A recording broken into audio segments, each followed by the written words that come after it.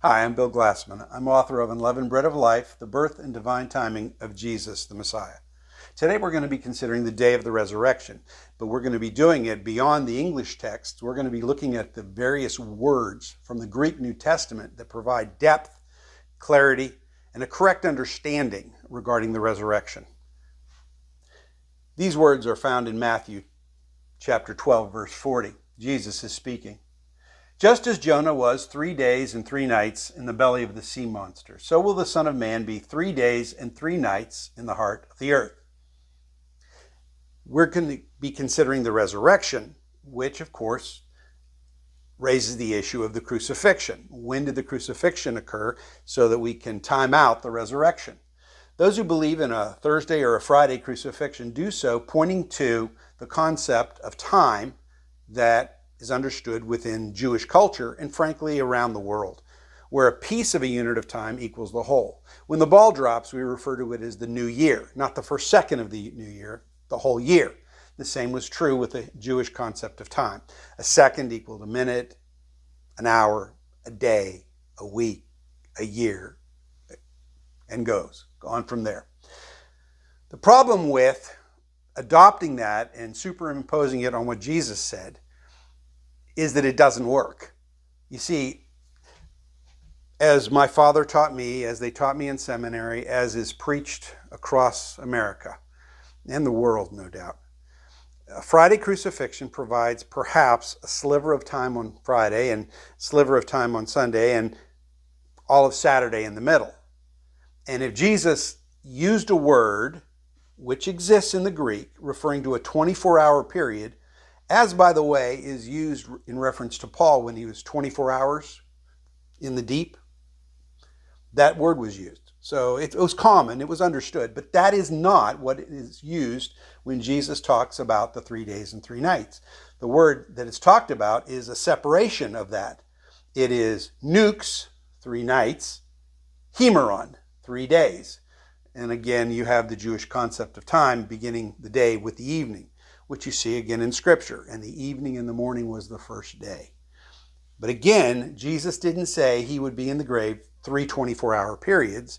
He said he would be in the grave 3 day periods and 3 night periods.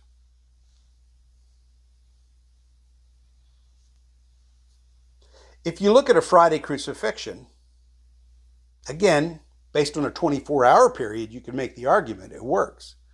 But not if you look at Jesus' words correctly, because there's not even a sliver of a third night. Jesus' words rule out the possibility of a Friday crucifixion. Let's continue.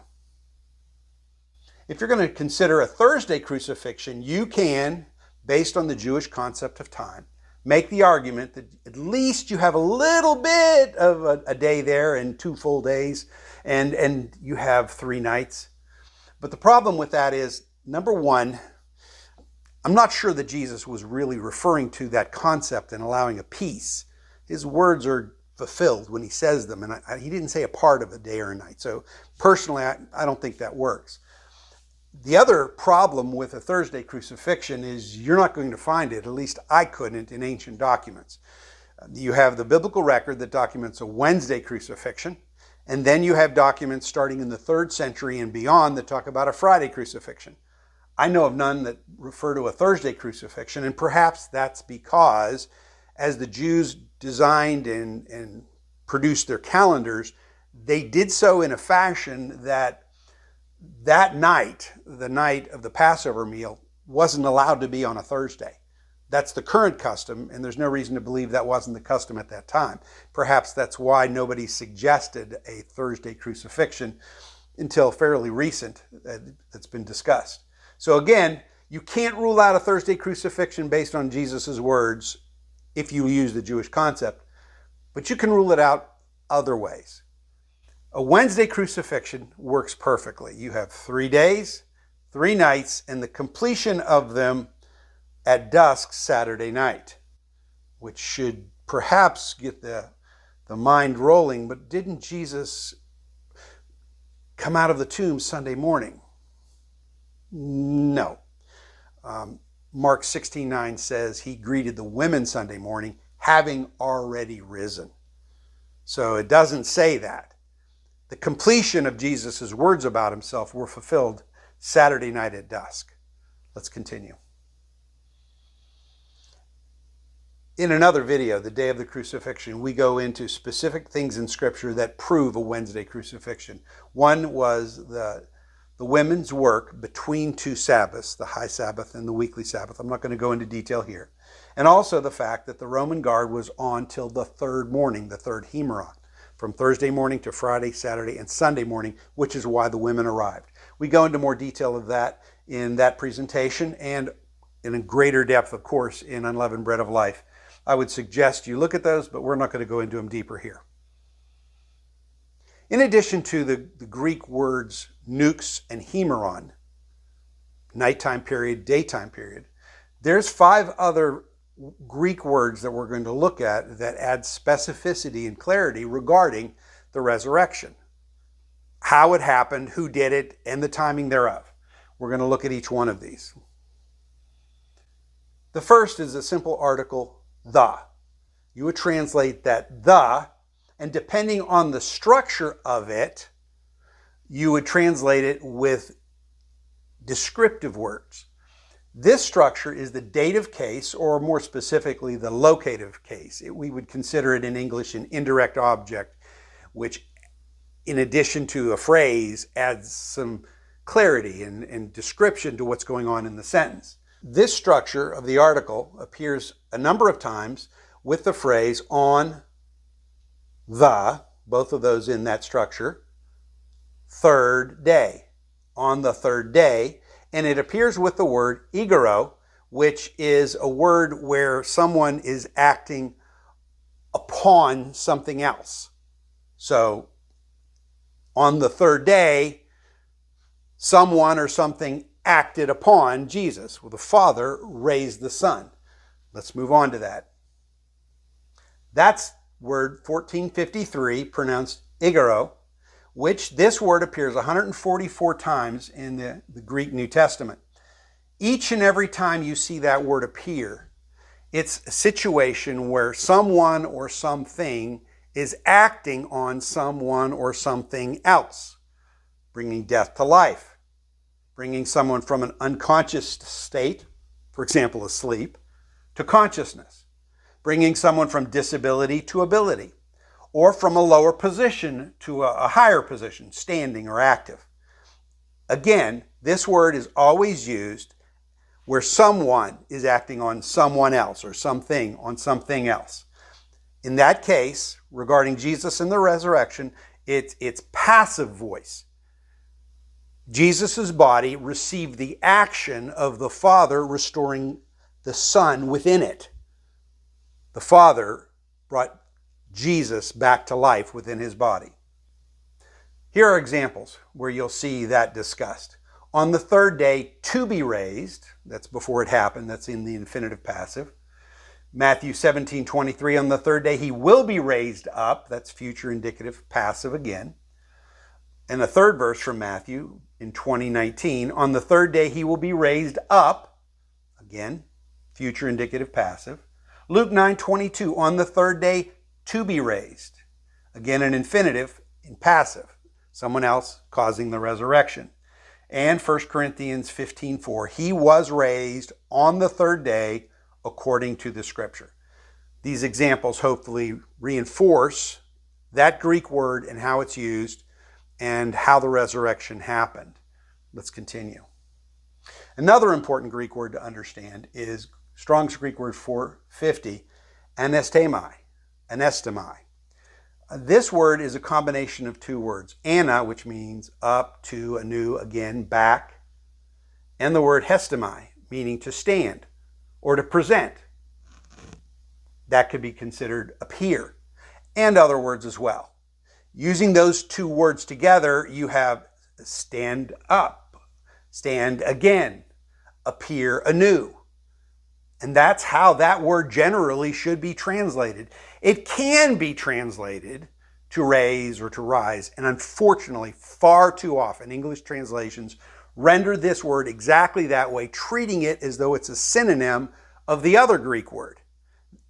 there's a nuance of meaning that we need to capture and we need to understand. Otherwise, you create a problem. You have a situation where the men of Nineveh on Judgment Day raise themselves to life. And that's not accurate. Again, let me talk for just one more minute on this word. It means to raise up, as in to establish. To rise, as in to stand up. To lift up, to bring to a standing position. And occasionally, to bring back to life. But again, this is an active word. Its usage is active. The Greek word can appear in, both words can appear in either form. But in one, it is used consistently in the New Testament in the passive sense where somebody is acting on another. This word, I believe 108 times, it appears in the Greek New Testament. It's where someone who is alive and conscious does something of their own choice. Let's continue. Again, Strong's Greek word 450 communicates the conscious act or choice of someone to stand up, in this case on the third day, or to appear again after the third day. And that's an important distinction. Let's keep going. Acts 12:7. I put this in because it's a perfect illustration of the difference of those two words and how they're used. And behold, an angel of the Lord stood by, and a light shone in the cell. Then having, by the way, the illustration here is beautiful because Peter is at peace in God's hands, asleep in prison. Then having struck the side of Peter, he awakened him. Who's awakened? Him, Peter. Who did the striking? The angel. This is the Greek word 1453 where someone does an action on someone else. This is an angel doing an action on Peter. Then you have the other Greek word saying, get up in haste. And that's exactly what happens. And that's the use of this word 450. Peter, now being awake, now being conscious, makes the choice to get up. Both of these words used in their normal sense as they appear in the Greek New Testament. On the third day, to stand. These are examples of how that word, I believe, should be translated that way, or perhaps appear. Luke 18:33. On the third day, he will stand again. On the third day, to stand again. In Luke 24:46. Thus it has been written, the Christ was to suffer and to stand again or appear again from out of the dead on the third day. The next Greek word we're going to look at is the word meta. It's Strong's Greek word 3326. Meta can be translated a number of different ways and used in a couple different senses. But when it appears in relation to time, it should be translated after. Mark 8:31, 9:31, and 10:34, this word appears related to Christ where it says after the third day. But it's important that it's translated correctly along with the Greek word of what's happening. Otherwise, if you treat those two words we had finished talking about a minute ago, if you treat them as synonyms, you're saying, if you translate meta correctly, after the third day to arise. Well, that means Jesus rose on the fourth day. So you either translate the word about standing up correctly, or you're forced to mistranslate meta, which is what happens, which is unnecessary. You need to translate both words correctly because what it's saying is, after the third day, he appeared. Let's continue. And these are the examples I just mentioned. Mark 8:31. And he began to teach them that it is necessary that the Son of Man to suffer many things and to be rejected by the elders and the chief priests and the scribes and to be killed and after 3 days to appear again. And that's where you have the mistake of on the third day or on the third day to rise, it's commonly translated. if you use it correctly, is after the third day to rise, again, you've created a problem. But correctly translated, after 3 days to appear again, now it's beautiful and it's correct. Mark 9:31 is similar. For he was teaching his disciples and saying to them, the Son of Man is delivered into the hands of men, and they will kill him. And having been put to death, after the third day, he will appear again. After appear. And Mark 10:34. And they will mock him and spit upon him and will scourge him and will put him to death. And after the third day, he will appear again. It's accurate, it's precise to the Greek, and therefore there's no conflict if you translate the Greek correctly. Let's move on.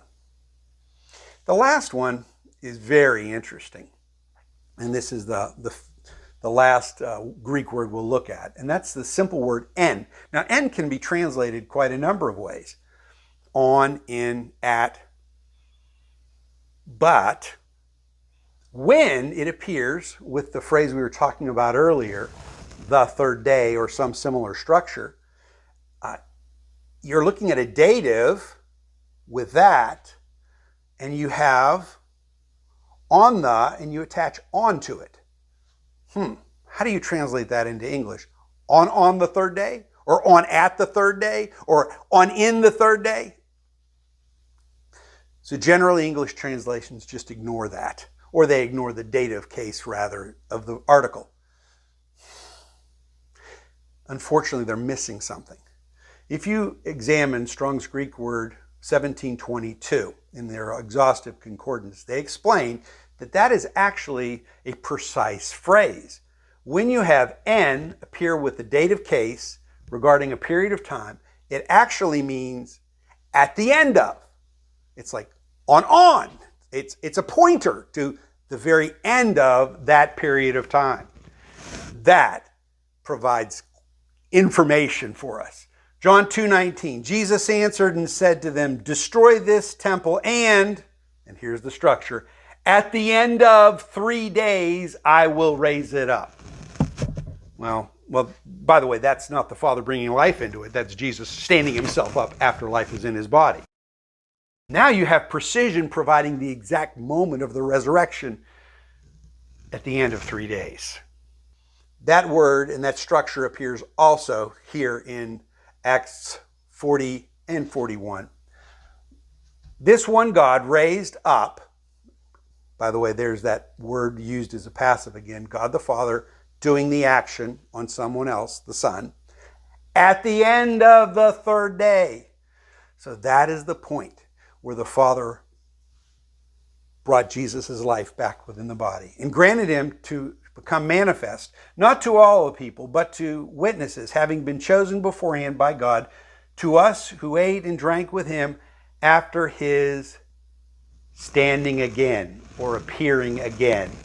And that's the second Greek word we talked about, from out of the dead. Again, a beautiful example. You have both words that are falsely treated as synonyms to rise, treated properly, and treated properly as at the end of. I hope that is a nice summary verse to use. Verses is actually 10, 40, and 41. Let's continue. This is an interesting note. This grammatical structure is used in reference to Christ in the book of Acts, which most scholars would agree was written after the Gospels of Matthew, Mark, and Luke.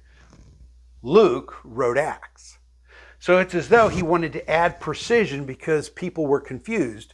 Maybe because they misunderstood Mark, who had used the word meta, and they had just misunderstood the concept of after and what was happening, whether it was a resurrection or appearing. So after Luke's gospel, in Acts, he uses this phrase for clarity. The other place you'll see it in reference to Jesus is in John's gospel. John was the last of the Gospels written. We know that because that's documented in ancient church history, which I discuss in Unleavened Bread of Life. So it's as though John and Luke saw the possibility for confusion if people didn't understand the Greek very well and added that specificity using this phrase. This chart might provide some help. It's a summary of not only the material we just covered here, but also material related to the crucifixion. But let me point out specifically this. The Father raised the Son on May 1st, and I say 6 p.m. Please excuse me for that. It's a generality because the Jews marked time from dusk and they adjusted that based on the sun. So I'm saying 6 p.m. because that's an approximate figure.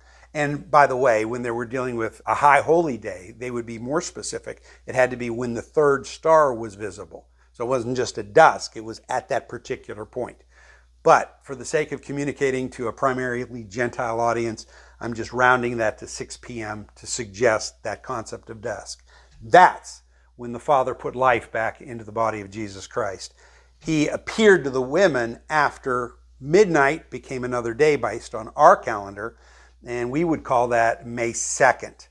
Now, by a Jewish calendar, that would still be Nisan 18. So Jesus' resurrection was at the point where the 17th turned to the 18th at the end of that day.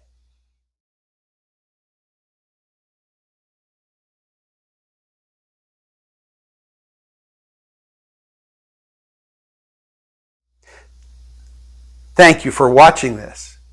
We have much to rejoice in. Number one, that God loved us enough to send his Son to die for us. Jesus loved us enough to go through that tremendous torture.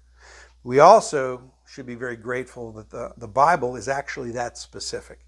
English translations, unfortunately, haven't been. But if you look at the Greek, it is very precise and very clear exactly what's going on. Thank you for watching. God bless you.